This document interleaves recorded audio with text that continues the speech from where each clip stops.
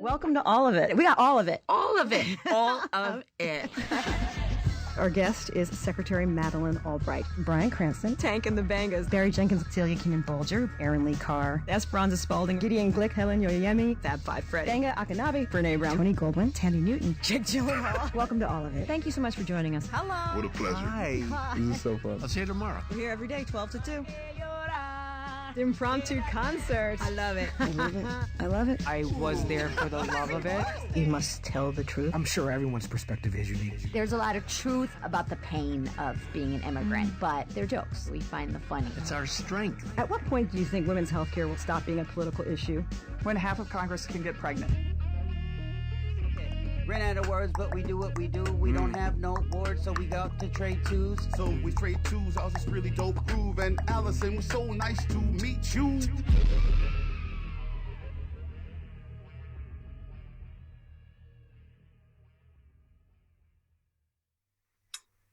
Hi, everybody. Welcome to our July edition of Get Lit with All of It. I'm Alison Stewart. Thank you so much for joining us. For our regular book club members, hey, how are you? For all the new folks, please do follow us on Instagram at All of It WNYC. That's where we hold our book club meetings in between these live events. And definitely check us out on the radio, 12 to 2 on WNYC. I host the show there, All of It with Alison Stewart. That works out, but my name's in the title. Before we begin tonight, I do want to be polite and say thank you to the New York Public Library. They've been our partners with Get Lit since we've gone virtual. And because of the partnership, they're able to make available just thousands of licenses for these books. And we know from this month, you were very excited for our July book, The Nickel Boys, because 4,288 of you took out Colson Whitehead's The Nickel Boys.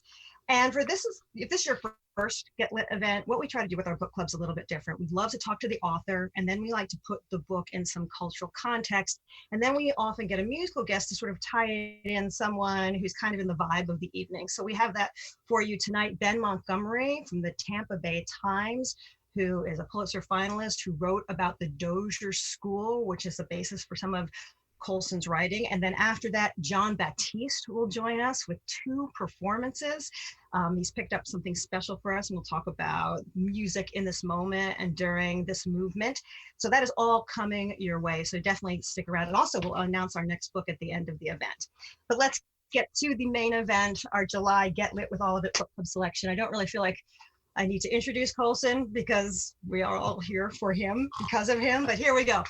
Colson Whitehead is a 2-time Pulitzer Prize winning author for his novel, The Underground Railroad, and our Get Lit selection, The Nickel Boys. This year, Colson was also awarded the 2020 Library of Congress Prize for American Fiction. So we spent the month reading this novel. So many people have sent questions already. You'll be able to ask questions throughout the event. We'll get to those in just about 20 minutes. But right now, let's welcome Colson Whitehead. Hi, Colson. Hey, howdy do. Thanks for having me. Thanks for meeting. Hope everyone's safe and sound. People are so excited for this event. I mean, we do these polls, we do a lot of reach out, and the response was tremendous. So I think we're going to have some good questions from our audience, but I get to go first with the questions. Groovy. The novel opens with the sentence, "Even in death, the boys were in trouble." And then we learn, of course, this is the excavation of bodies of these boys. And when one of the archaeologists is asked, "Why did you know to dig there?" she says, "The dirt looked wrong." So these 2 sentences are really amazing because they really signal to us what is coming. Why did you want to start with the excavation? What did that offer you as a writer? How did that help you set up the story you were going to tell? Well, there are a couple things. I came across the story in the summer of 2014 when they were excavating the graves. And so that's how I came to it. And then I sort of did my own archaeology into the story. And so I'm inviting the reader into that. If you finish the book, there's some twists and turns. And so in that first chapter, there's a lot of, some misdirection. There's some setting up of various things. And so I want to sort of set the stakes and then go back into the 1960s. So that's what the prologue sort of serves. You smiled when you said misdirection. Do you enjoy that as a writer? I guess I like it when it works. When it doesn't work, people are like, "Oh, that's a dumb twist." So with this one, I plotted it out about a year before I started writing. I was doing other things, and so that meant it's good to have a plot. It's good to have a story, and you know the twists and turns. But it also means waking up at 5 a.m. like, oh my God, is this going to work? How do I do it? How do I pull it off? And so there's so much. I put a lot of care into constructing the plot and the story, and you don't know it's going to work until people actually read it. As you were doing your research about the Dozier School that the Nickel Academy is based on, what was something you discovered that really helped you and guided you in creating this world of the Nickel Academy? Well, you know, the bare facts of the story are so strong. This school is a real presence. There are so many stories of survivors, and so I had so much to go on. And then, you know, my fiction writing thing comes in when I populate this setting that's a real life place with my own characters. And so, you know, there's so many things in my research that, you know, the tiny details that you can't really imagine that make the story sing.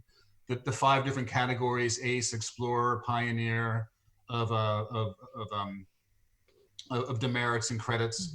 The fact that they call the whipping chamber the White House, you know, that's what they actually called it. I can't really compete with some of the slang and the imagination of the boys. And so all those details, as I'm going through my research, I'm collecting and sifting through and trying to figure out what will serve the story and what's sort of on point. Did you want to speak to survivors of Dozier? Not when I was, you know, conceiving of it. When it was done and it was announced, I started getting letters. I had lunch with people, and definitely in the publicity cycle, I did events with folks. But I really wanted to have my own characters, my own Turner, my own Elwood. And I didn't want to be sort of beholden to someone's story. And I was glad when, you know, I finally did meet, you know, some of the survivors, and they liked the book. At least they said. I assume they have no reason to lie, and that it spoke to, you know, a bit of their truth, even though it was made up. Let's talk about our protagonist of the Nickel Boys, Elwood. When you introduce us to him, one of the first stories we know about him is that he tries so hard to win a set of encyclopedias, and then once he wins, he finds out they're fake, and he's kind of been tricked. Yeah, that was the first sort of mishap that befalls him, and I felt sort of bad writing it, and I knew that it'd be a sort of emotional haul to, you know, keep putting him in terrible positions. But you know, that scene sort of sets the stakes for his world. Knowledge, the whole breadth of the universe is at his fingertips, and it eludes him. The pages of the encyclopedia are empty, and it sort of speaks to his lot in life.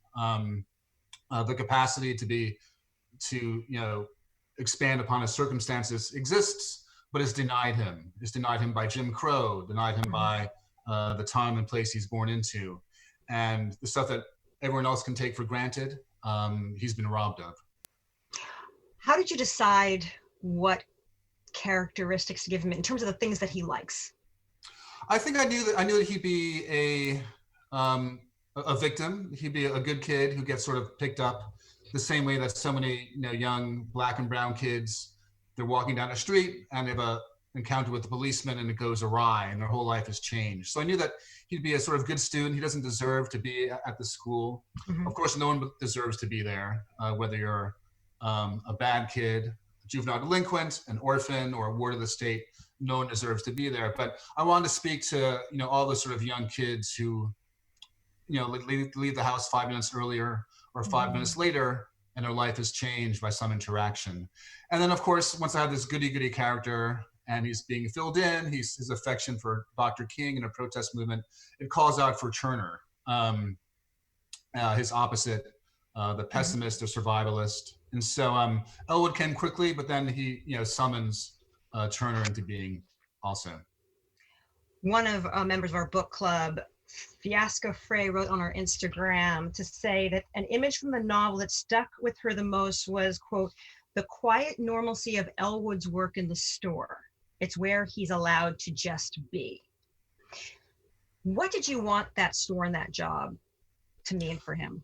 Well, you know, you pick arenas where you can portray character, develop character. And so at the Nickel Academy, there's a big set piece with the boxing match. And I could have picked the ham radio club or the swimming pool or the football field as an arena for conflict, I chose the boxing match.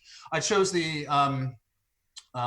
cigarette store for Elwood because it's, you know, he's quietly striving. He's it's a place where he can interact with white authority, with black peers, and also, you know, the magazines coming every Wednesday and Thursday allow him for a way to see the world outside Tallahassee. And so, you know, when I'm writing a book, I'm trying to find places that can do a lot of different function. They can develop character, they can advance the plot, and also advance the theme.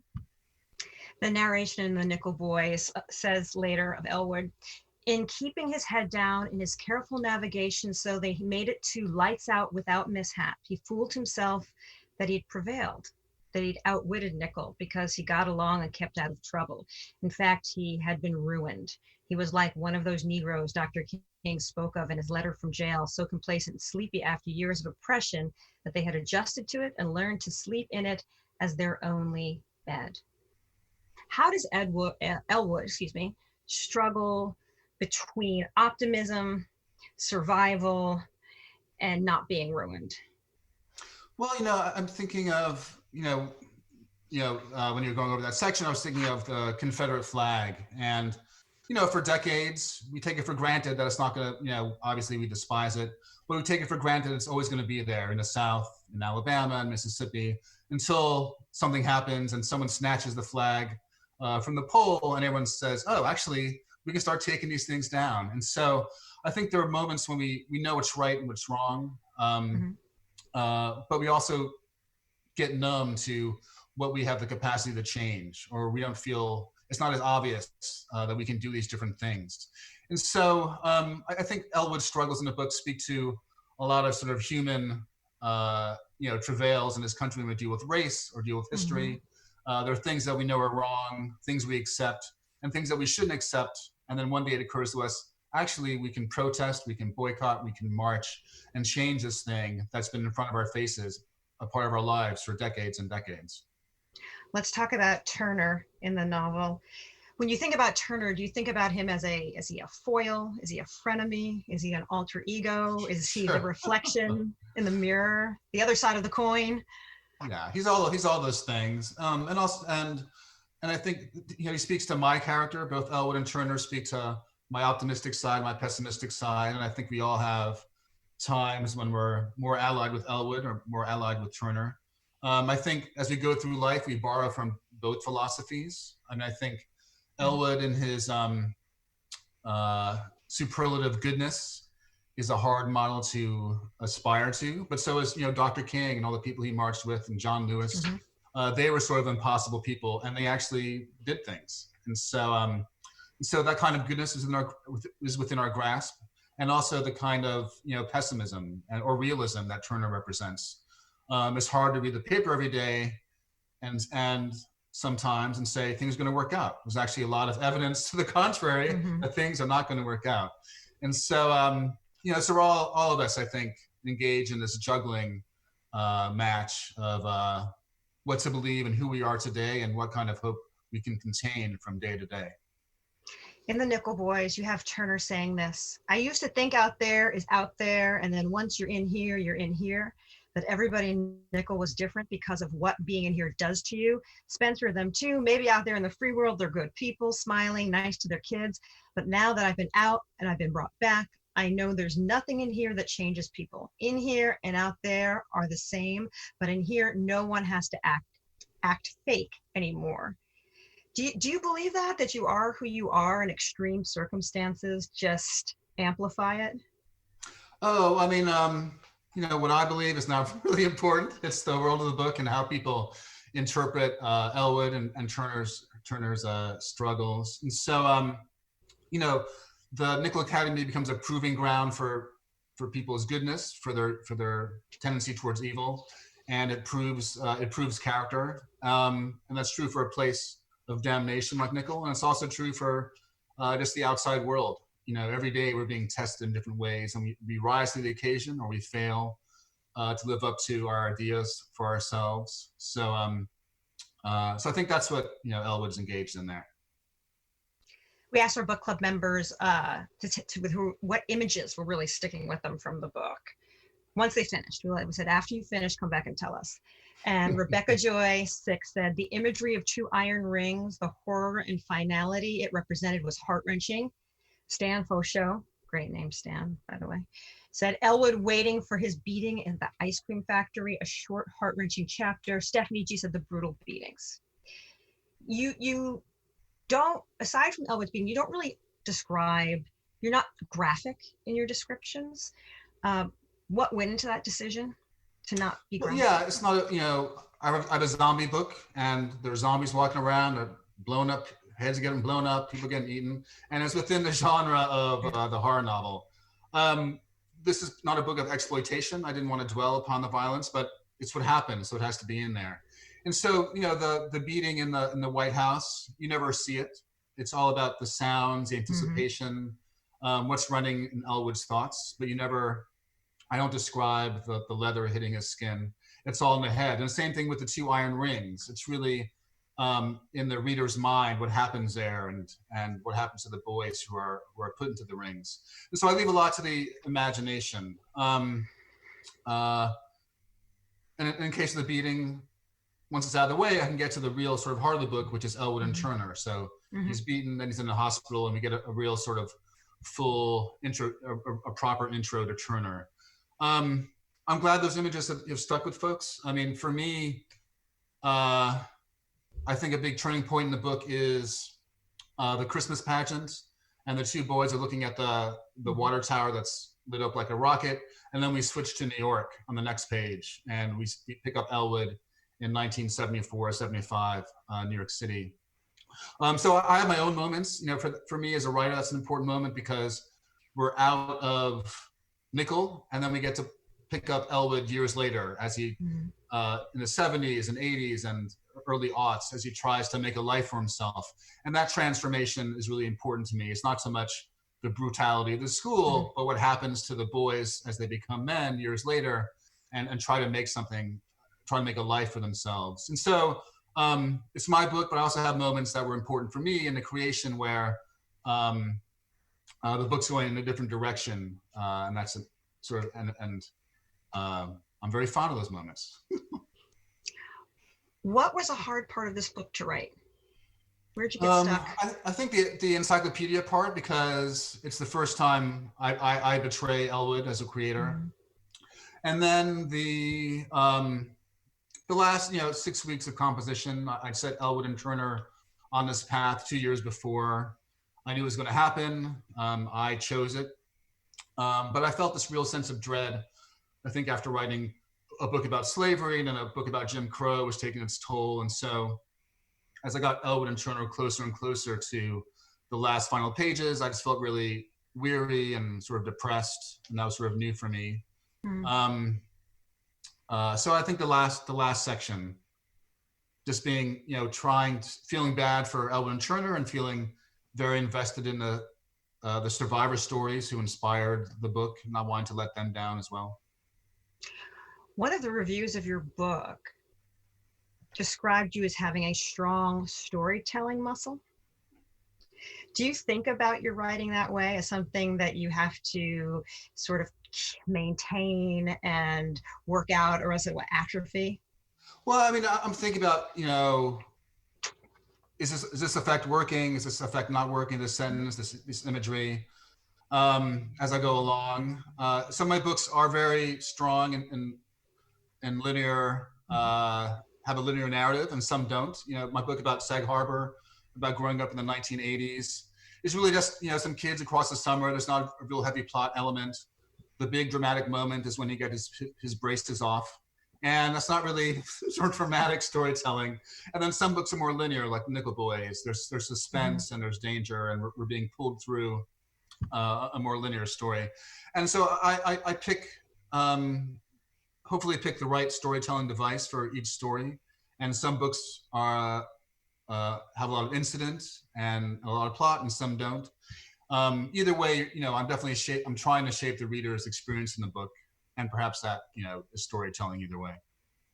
Okay, everybody who's watching, we're going to get ready to get to some of your questions for Colson Whitehead in just a moment. Colson, do you write all the time, or do you write when you know there is this story that's haunting you and in you and you have to get out? Or do you write every day?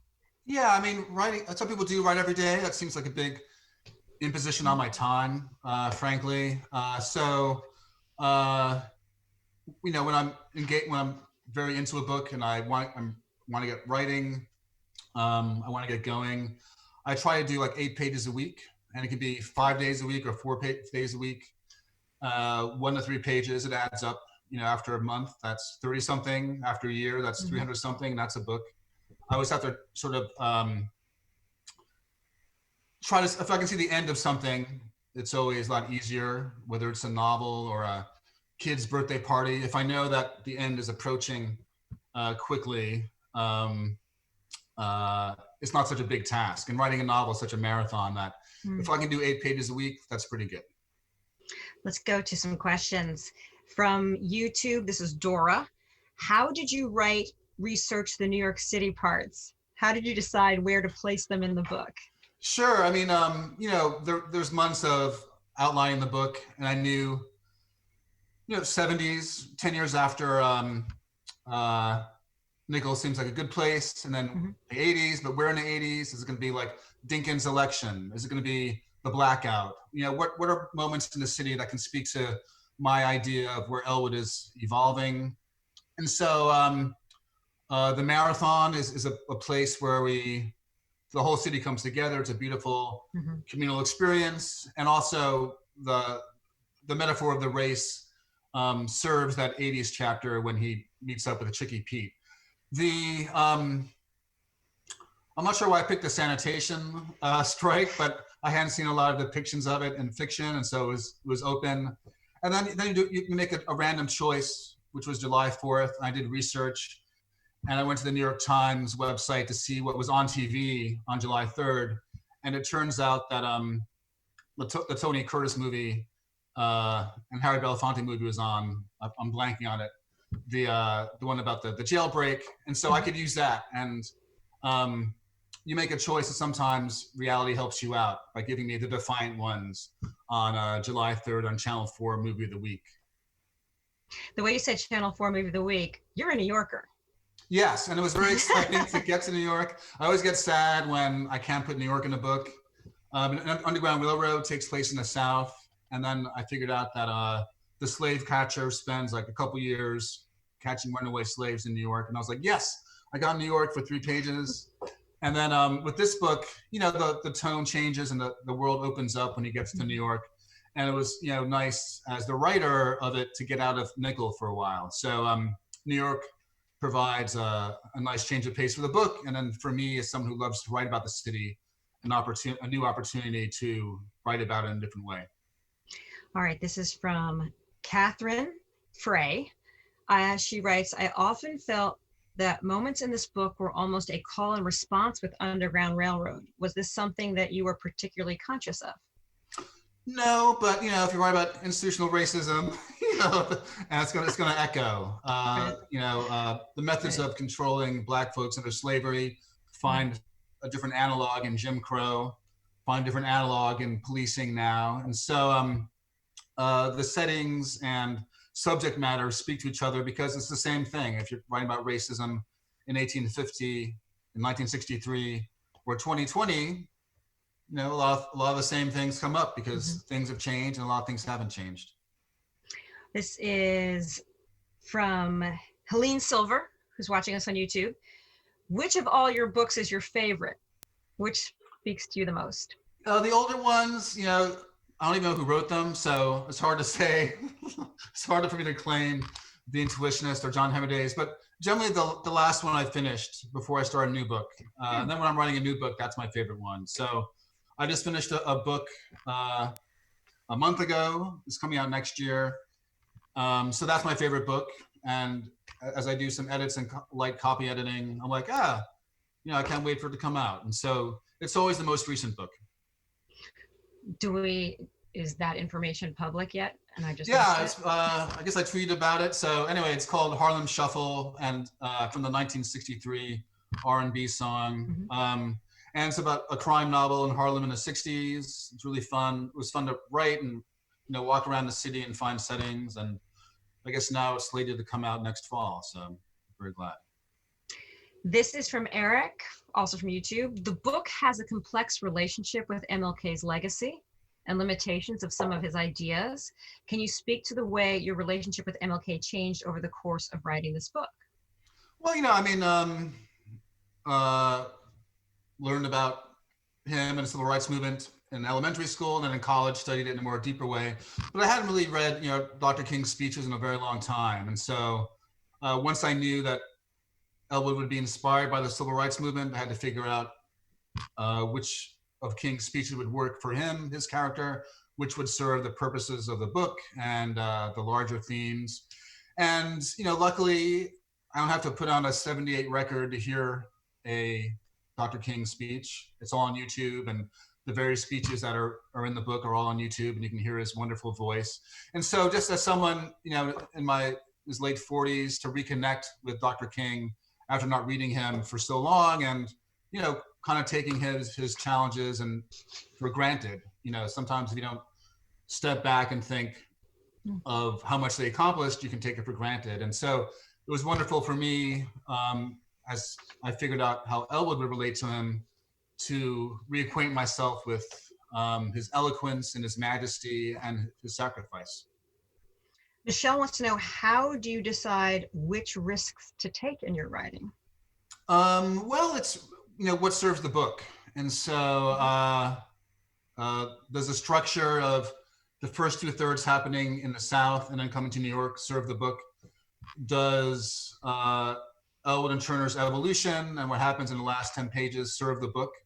And so there's the narrator serve the book. Should it be a first-person narrator? Should the book take place in 2011 or 1920 as opposed to 63? So all that stuff I try to figure out before.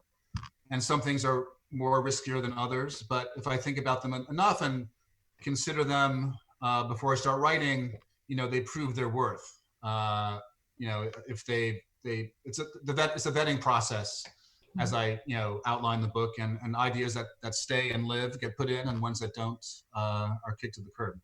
What was something you considered risky? An idea you had in this book that you considered risky that worked out? The twist at the end. We'll get there.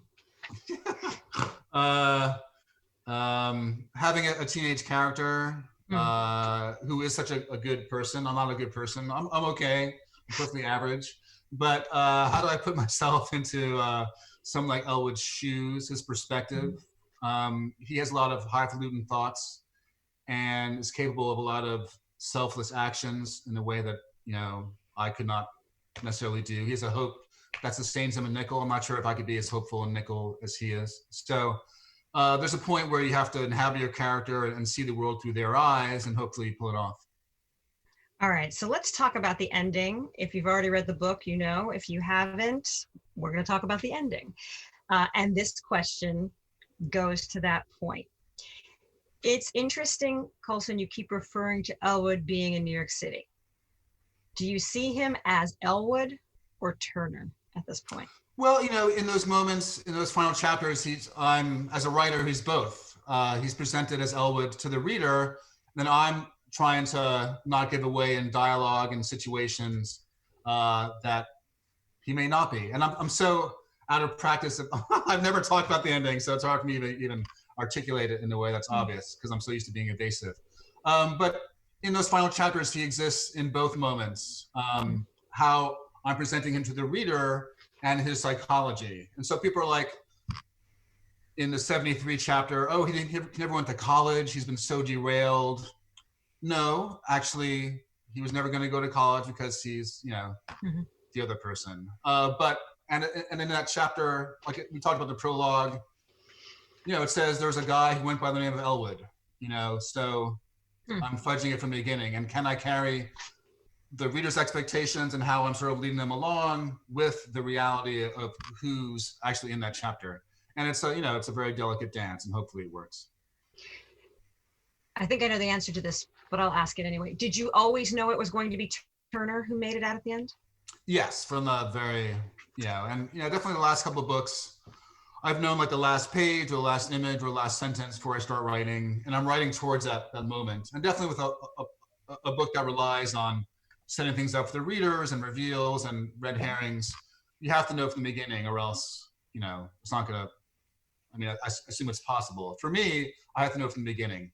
And definitely the last couple of books I've written, I've known like the last page or last image, and I'm writing towards it from the first day I start writing. This is from Kim. If Nickel Boys becomes a movie, who would you like to direct? Oh, you know, I have no idea. Usually, you know, people ask like, who do you want to be in it? And I'm so out of touch with like who the 17-year-old actors are. So directed, I have no idea. I mean, I don't know. Okay, that is a perfectly fine answer. I was wondering, you know, I was reading, when we were reading the book, and I was talking about it with a friend, and I got upset because Elwood reminded me of Elijah McClain. Like I just had that feeling. Okay, yeah. You know, in that moment, and it is a really interesting book to be reading right now, in this moment. What's it like for you talking about it in this moment? What's it like you thinking about this book, which you wrote years ago? Yeah, I finished it about July 2 years ago. But you know, I think we talked on the show. I came across the story of Dozier in August of 2014, and it was the summer of the protests in Ferguson, Michael Brown, Eric Garner being killed, and so the genesis of the book is really in that moment of outrage. Young Black men and women are killed, and no one's held accountable. People get away with doing horrible crimes, and they're at the school for decades, or on the police force for decades, and it's on video, and no one's ever held accountable. And so the book is born in another period of protest and outrage. And so it's always been, so it is connected to this moment, because as I was saying before, writing about slavery or Jim Crow, you know, just wait another year and something terrible will happen. And you know, the book isn't prescient, it's just telling how things are happening. And so in terms of this round of protests, as opposed to 2014, they're so much bigger and long-lived. You know, who knows what will happen? It feels like a very different moment. I feel less powerless than I did in 2014. Will this sense of urgency and agency actually turn into something? I don't know. You know, I'm in the dark as much as anyone else. I think you'll appreciate this. So right now I'm Martha's Vineyard, hence the shiplap. And you wrote about Sag Harbor, and there are times when I walk around. Martha's Vineyard has a very large African-American community, and it always has. And it's a place, you know, people think it's about Kennedys and whale pants, but it's really a place where it's very welcoming of outsiders and all kinds of people. And a lot of African-Americans were able to buy property here when they couldn't other places. And sometimes when I'm walking around the summer coast, I see little black boys on their bikes just out riding. And I think about their parents and them, and this is maybe one of the few places in the world they know they're coming home. It's 99.9%. And what freedom that it feels like. And I don't know, I just thought about your character getting just picked up in a car for being in the wrong place at the wrong time.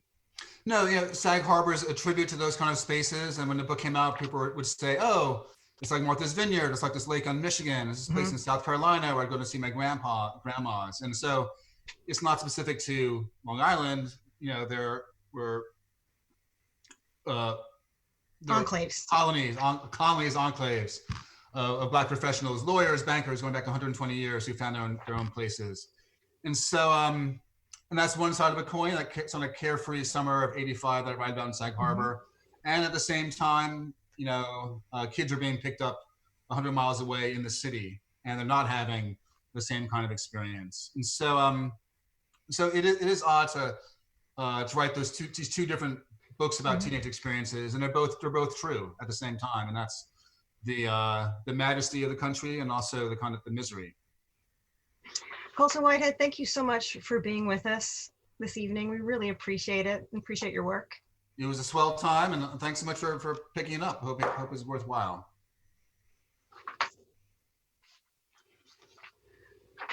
Okay, folks, our evening is going to continue. I do want to say this, though. If you're enjoying the event tonight, We are New York Public Radio and the Green Space are both nonprofit organizations. If you have the means, if you can at this moment, we'd appreciate any contribution you can make so we can continue to do these live events, so we can be together while being apart. We've made it really easy for you. If you text the word live, LIVE, to 70101, that's live to 70101. We'll text you right back with a form where you can make a contribution. And on behalf of all of us from the Green Space and New York Public Radio, thank you so much. And if there was ever a testament to supporting journalism and local journalism, my next guest is an example of that, because the Nickel Boys is based on a true story of the Dozier School for Boys. It was open, I believe it was 111 years. And our next guest helped bring the story to light. Ben Montgomery picked up the story for the Tampa Bay Times, and he's been following the story for about a decade. Ben's series on the Dozier School in the Tampa Bay Times was a finalist for the Pulitzer Prize in 2010, and he joins us now. Ben, thanks for making time tonight. Hi, it's my pleasure. Thanks for having me. When and why did you start investigating the Dozier School for Boys? It started with a newspaper story. The Associated Press had covered a small sort of press conference / ceremony on the campus of the Dozier School for Boys in late 2008. And as it turns out, 5 elderly gentlemen in their 60s and 70s had sort of found each other online. They had all been wards of the state in the 1950s and 1960s. And they used this opportunity, they convinced the state to let them hold a ceremony there on the campus. And they used the opportunity to make public for the first time their harrowing experiences of being beaten when they were, younger kids, younger teens. And so I was shocked by just this one AP story that was coverage of that ceremony. And I walked it over to my editor that day. I said, there's something deeper here. If these 5 guys have found each other and have decided to find their voice and make this public for the first time, I bet you there's a lot more men out there. And sure enough, that was the case. What was the original intention and the goal of the Dozier School when it was first founded? It was an answer to the convict lease system, which hadn't been in place in the 19th century in Florida. And as it turns out, in 1898, a 16-year-old convicted criminal who'd been leased out to a turpentine owner was beaten to death by the leaseor, and Floridians were outraged.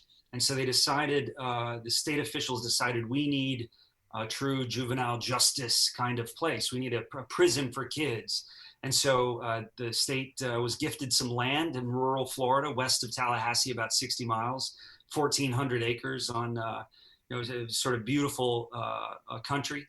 And they built and they called it an industrial school for boys. It was a training school. So you took in kids who'd been accused or convicted of crime, taught them a trade, and ultimately sent them home. That's how it started.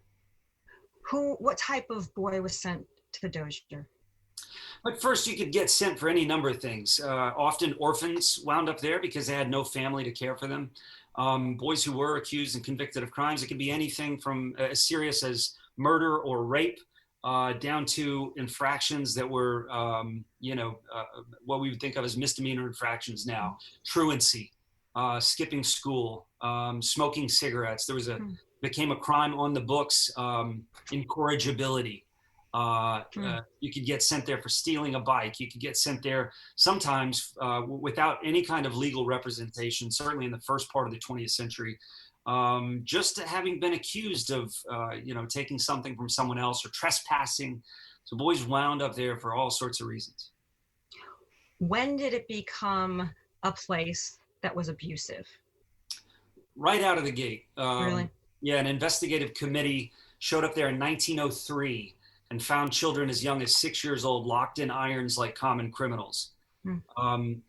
Shortly after that, there was a dormitory fire and some boys had been locked in what they called dark cells, and the dorm burned to the ground, killing 8 boys and 2 staffers.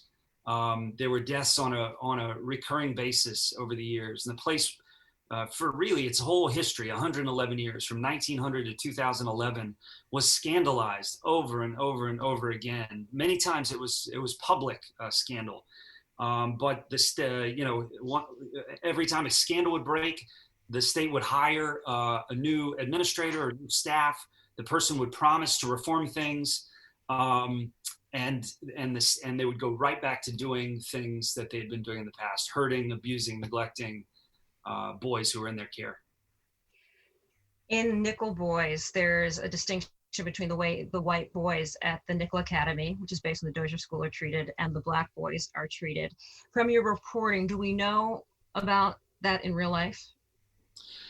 Yeah, so the punishment was always the same. If the most severe infractions, and sometimes even minimal infractions, resulted in a trip to the White House, as Colson writes about in the Nickel Boys. And this meant being forced face first onto a cot, being told to bite a pillow, being told not to shout out, or the beating would start all over. And often boys were beaten until their pants disintegrated, their underwear disintegrated, until their backside split open. And this happened on a very regular basis. The difference, I think, was that, this school operated under, it was sort of an answer also to slavery. And in the 19-teens, the school leaders, their discipline, had become a functional farm. It was a profit-making center for the state of Florida. And so the school leaders actually asked legislators in Florida to expand the juvenile justice crimes, the number of crimes that you could be sent to Dozier for, to include things like incorrigibility and truancy, because they famously said, too few boys make their crops come in too slow. So what had been, maybe they had good intention in the early days, but it morphed just into a continuation of slavery. It was free labor by young men, many of them black, the majority of them black throughout the history of the school, being forced to work for free for a profit-making farm. So the black boys worked a lot more in the fields, in the printing press, in the brick-making facility than did the whites. Ben, Colson's novel begins with the excavation and the discovery of these bodies. What happened, and how did the Dozier excavation come about?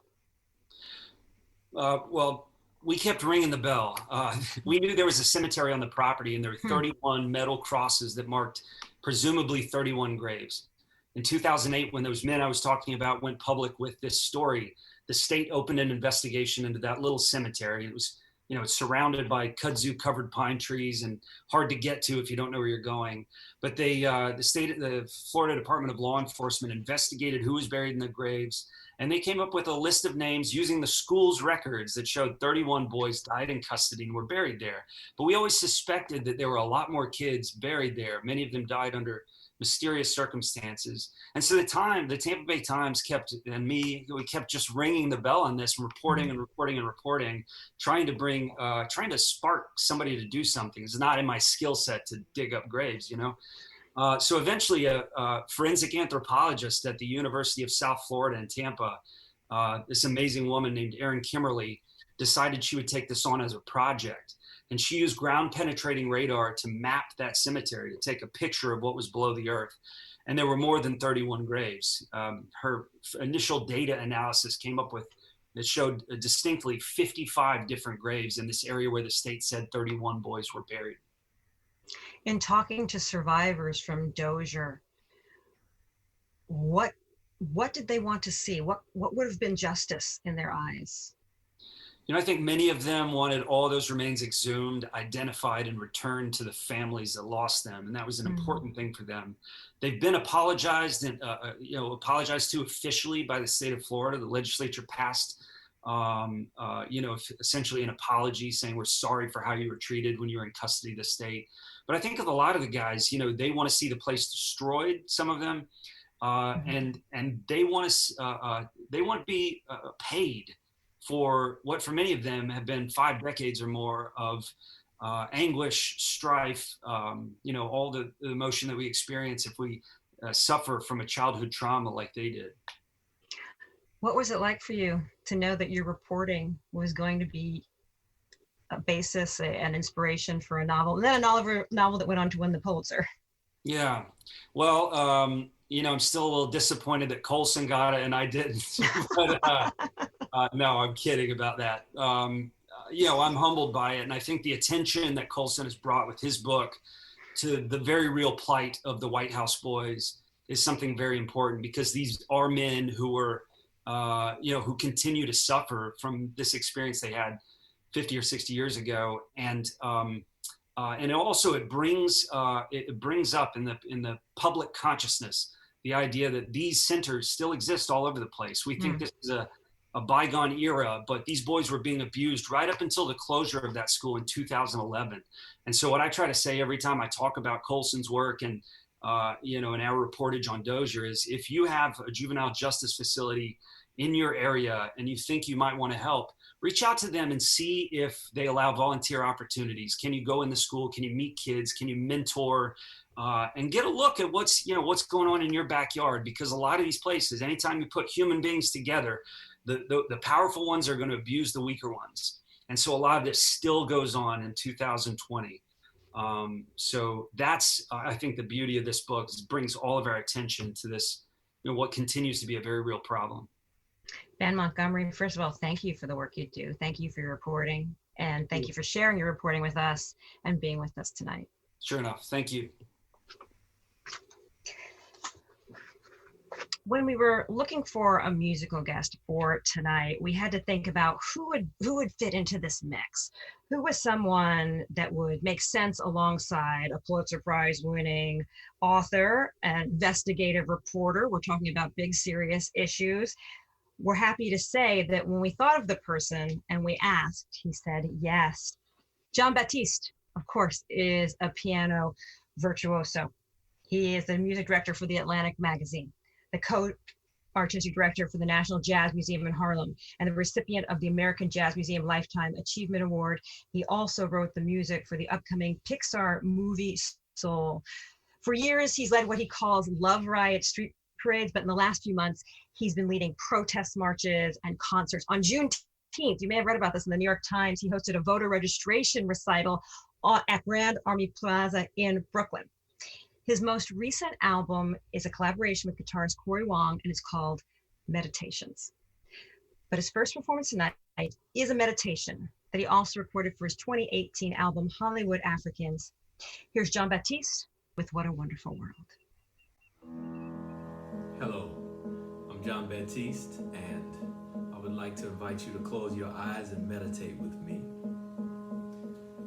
Take a deep breath in.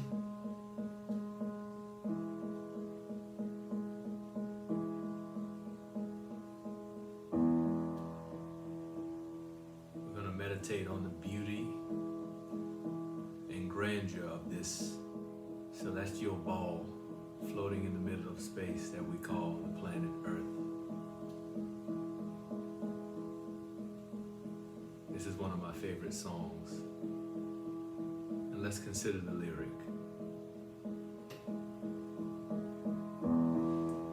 I see trees of green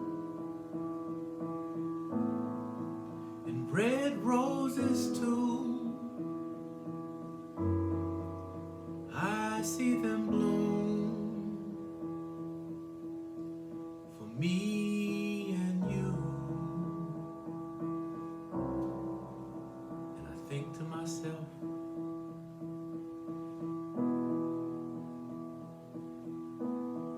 what a wonderful world.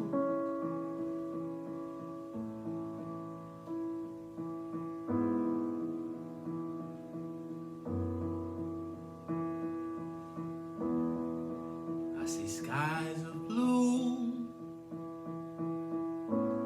and clouds of white, the bright blessed day and the dark sacred night. And I think to myself,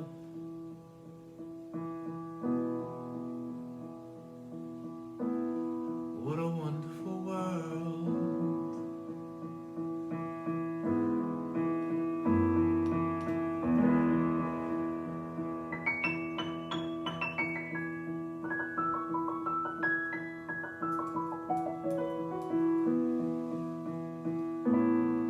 The colors of the rainbow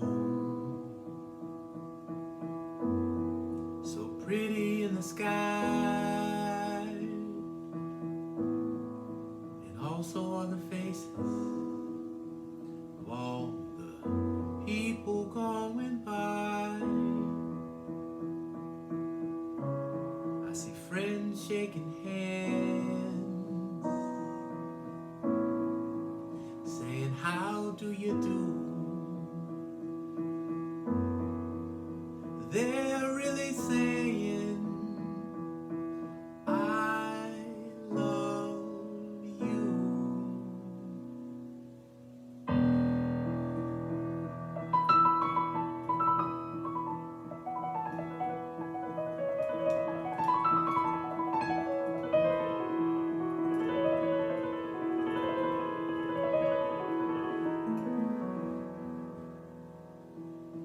I hear babies cry,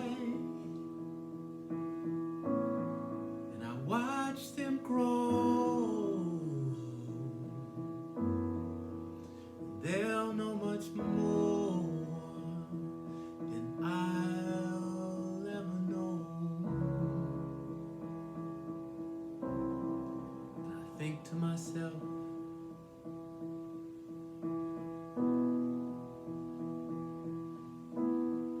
what a wonderful world.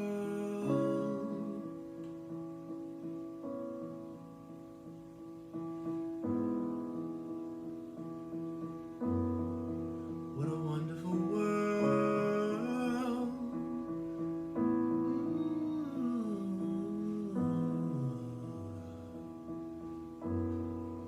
What a wonderful world.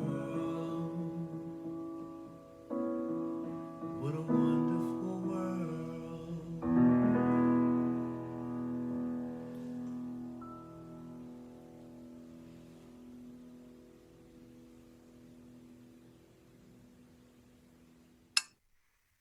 And joining us now is John Baptiste. Hi, John.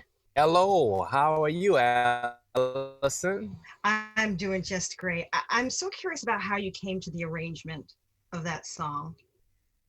Well, I wanted to make something that was a meditation, something that gave people a sense of solace and peace in a time where the world was in strife, and it's continued as we've seen. But I think that music always can bring people that sense of peace. You know, I'm looking at the ocean now. I'm so happy to think about the world and how beautiful this celestial ball in the middle of space is that we call home, and thinking about how we can take care of it better. You know, what can we do to be better with Mother Earth? And that song to me channels the lyric and the intention of the lyric, that it was in Louis Armstrong's version, but I just wanted to bring it out to the forefront. You know, that's what it's all about. On our show every day, we do a meditation, and we started doing ever since lockdown. I just really felt like people needed to just take a moment every day and breathe. What does meditation do for you? Meditation changes your state. It makes you feel as if you can be what you dream of being. It makes you feel that your intention is it can be a reality. That's really what meditation is to me. It's the transformation from within to without. I want to talk about some of the work that you've been doing around this civil rights movement that we're all going through. You've been leading protests. I want to make sure I get the name right. The We Are a Peaceful Protest March with Music. That's right. That's right. You as a public figure and a musician, how do you think about what your role should be in this moment? I think you have to speak to your truth in the sense of your heritage, why you make art in the first place, and what is the point for you beyond yourself and your elevation. What's your bigger why? And in moments like this, it pulls on all those things. It pulls on your heritage. How much do you want to protect that or represent that in the public space? How much do you care about the greater good of the public through your work? Has it been there all along? For me, it's always been a theme. So in moments like this, it's like, well, put your money where your mouth is. What are you made of? And I decided that, you know, I had to step out, and it just was very organic. You know, it didn't feel like I was meeting a moment. It just felt like the culmination of everything that had been going on up until that point anyway.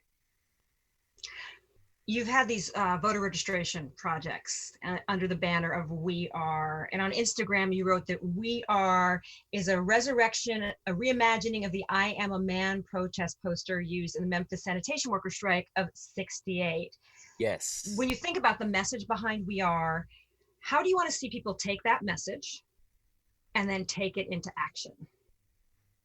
I think people should take their problems and take all of the things that they're feeling strife about and find a place for catharsis. Mm-hmm. Because I think once you have release, if you can find that, if you're blessed enough to find that through music, through friendship, through prayer, through any form of release from the spiritual realm, then you can have a constructive approach to problem solving. And I think that's what the voter registration rallies are about. That's what the marches are about. It's giving people a place for catharsis that can lead to evolution. And constructive evolution will only come when we clear ourselves from fear. If we debilitate fear and we break down all of the things that are holding us hostage and making us feel, dig into the isms, you know, racism, sexism, all the isms that are plaguing us. If we can just get back down to the basics of our humanity, then we can start to think. Because when we're not afraid, when we're laughing, when we're dancing, when we're singing, we're releasing something.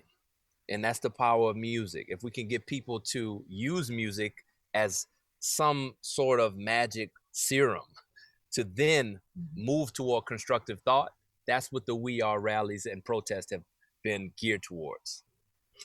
And now We Are, I understand, is going to become an album?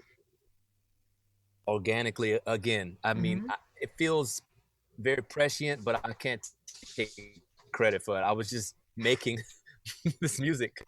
And the moment, sadly, and also appropriately, I feel I've been able to step into it with what I had already been thinking about and building. And this music is protest music, but it's also a celebration of life and a celebration of heritage and a celebration of lineage. We are the chosen ones who can actually change the course of history for the next generation. When you think about the decisions that were made centuries ago that are affecting us today, and there are always these nexus points where time can shift directions. And I believe we're in one right now. So it's actually a call to action. When you think about what this music is doing, it's calling your spirit, it's jolting your spirit into a place of catharsis that will lead to evolution. And evolution, I believe, will ultimately be action that can change the course of history for the next 2-3 centuries. You know, you said you weren't prescient, but I really believe artists have radar that the rest of us don't have, that they pick up on waves and things that are happening and they can. What is it? What is it in an artist?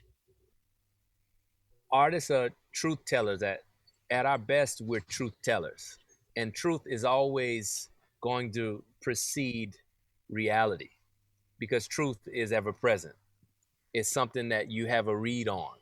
It's like a great, someone who has a great emotional radar or intuition, understands how to deal with people, understands how to engage with people and know how they're feeling, is very empathetic. It's the same kind of thing with truth. And if you know how to channel that through your artistry, it's like another form of intuition. And I really believe that the greatest artists are just so in touch with that universal current of truth and they're just dipping in and out of it all the time. And it's something that you can't explain because it just is. And I really believe that when I'm at my best, that's what I'm most in touch with. You know, for me, I call it God, but you know, it is. I am. It exists, and we are with it, and we can go against it at times, but it's always going to be there. In the book Nickel Boys, the main character returns again and again to the speeches of Dr. King. It's very important for him. It very much centers him. He plays a record of Dr. King's one of his speeches till it's scratched. Is there something that you go to, some poem, some piece of music, some speech when you need to just be fortified? There are so many. There's so much genius in the course of humanity, there's been so many people who have spoken to the truth and spoken their truth. And that is also empowering when someone speaks to who they are, blemishes and all. And I just search for that because there's such a range of diversity of different people's truth and understanding of who they are in the world, expressed through art, expressed through literature, expressed through dance. I have, Zora Neale Hurston, Toni Morrison, Mahalia Jackson, Sam Cooke. I mean, modern prophets, Kendrick Lamar, someone. It's endless for me. The range of expression, I think, will never end. And that's what makes it beautiful. We just have to know where to look. I have two that I've been going to recently. Can I share them with you? Yes, I'm always welcoming them. They're two live performances. One is it is Kendrick Lamar and the Imagine Dragons from the Grammys a couple of years ago. I remember that with those drums, and they were wearing the white. With the drums and the white, and it was amazing. And then Brandy Carlisle's performance of the Joker. Yes. At that Grammy, just like that. Yes. Oh, do you know the one I'm talking about? Oh. Those are my two. I just want to give you a little feedback from our people who are listening. It says, Tom says, John Baptiste, you're a national treasure. Just letting you know that. Thank you, Tom. I appreciate you, my brother. And Wendy says she really appreciates how thoughtful we're all being tonight. So just wanted to pass that along to you. Yes, Wendy, thank you for joining us. We in this together, we in it together. I do want to ask you before you go, I know last time we spoke, we were talking about your recording from the Village Vanguard. You're going to be at the Carlisle. There's so many of our places that we all like to hang out and be together. They're not available to us at the moment. When you think about, I think you had a Carnegie Hall residency coming up. Yes. When you think about those things, do we know what's going to happen with Carnegie Hall? Right. How are you feeling about all of this right now? I feel there's a great, it's a changeover. It's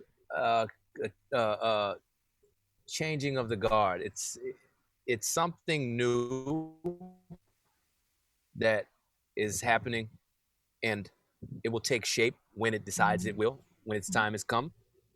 And I'm just trusting that. I'm just trusting that process. I don't think that it's something that we can define and predict.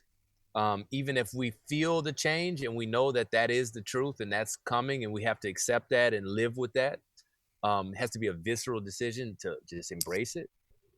We can't know until we're there what these things are going to be. And that goes for live performance. That goes for how we engage socially from this point on. That goes how we engage in all the universal tactics of having a good old time and expressing ourselves. We don't know what that's going to be. We're going to have new tactics and new approaches to that. And I'm just trusting that humans will figure it out. And the ultimate truth of it will be that we're finding a way to love each other better and safer. And I'm believing in that. You were kind enough to provide us another performance of Crescent City Piano Suite. What's the story behind this? Well, we have a lot of professors in New Orleans piano tradition.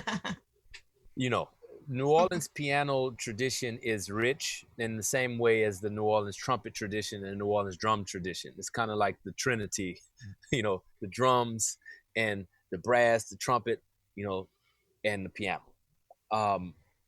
And I really wanted to create a piece that was an amalgam of all of the piano professors who I've been influenced by the most. James Booker, Alan Toussaint, Professor Longhair, Jelly Roll Morton, and blending a composition of mine from the Hollywood Africans recording entitled Nocturne No. 1 in D minor. So this is a suite that includes my composition along with this amalgam of my heroes. And it really is a special thing to approach the piano like this because I feel I'm calling their spirits and it's coming through the piano, and I can sit with them, and we're trading licks. So I don't play this the same way every time. So this performance is a one of a kind. Jean-Baptiste, thank you so much for being with us. It's always fun to talk to you. Oh, it's a pleasure to talk to you always. I love what you do and what you represent in the world, and anytime, please. I'm in the pandemic, out of pandemic, whenever. All right, I'm going to hold you to that. This is Crescent City Piano Suite.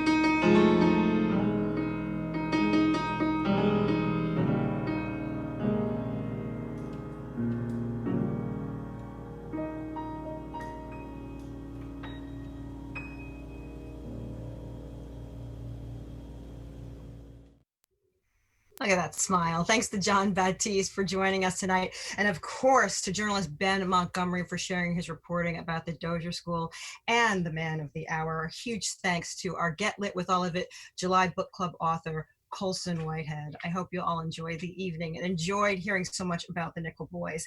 I do want to tell you about our next month's book, but I need to do a couple thank yous first. No, I want to thank our partners at the New York Public Library, Brian Bannon, Andrew Medlar, and Tony Marks for helping get e-copies of all of these books for you and into the hands of New Yorkers every month. And a shout out to everybody at the Green Space, Jennifer, Sachi, Cameron, David, and Ricardo. They are so important and help us put together these live events. And from Team All of It, the Get Lit team, Megan Ryan, Jordan Lauf, and Simon Close work so hard to make this happen every month. Now, it's time to announce our August Get Lit with All of It book club selection. It's time for a little beach read, okay? Our next Get Lit with All of It book club selection is the New York Times bestselling novel, All Adults Here, by Brooklyn author and Books Are Magic owner, Emma Straub. Emma's third novel follows the story of a woman named Astrid. Astrid is a mom and a grandma who has a secret. All right, we'll stop it there. In addition to Emma Straub, we can announce today that our musical guest will be Rufus Wainwright. It is going to be an amazing, amazing event. So, to find out how to download your free copy of All Adults Here, courtesy of our partners, the New York Public Library, head to wnyc.org/getlit. Do follow us on Instagram at allofitwnyc, at allofitwnyc. We have a great time in between these live events. And then finally, mark your calendars for August 31st, 7 p.m. That's when we'll meet right back here with Emma herself and our musical guest, Rufus Wainwright. Until then, read along with us. Follow us on Instagram. Catch us on WNYC, weekdays 12 to 2. I'm Alison Stewart. Thank you so much for being with us and spending time with us tonight. And in advance, thank you for wearing a mask, and be safe. We'll see you next time.